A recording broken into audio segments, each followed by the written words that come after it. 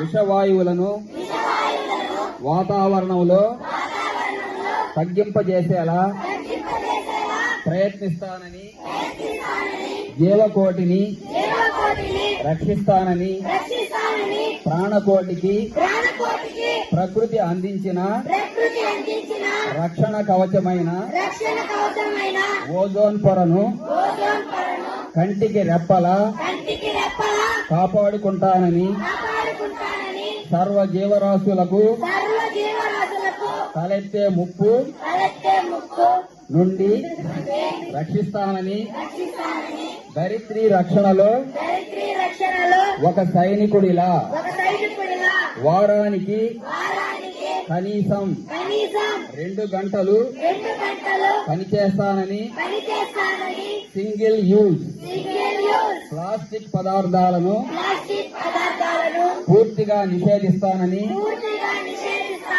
పర్యావరణ పరిరక్షణలో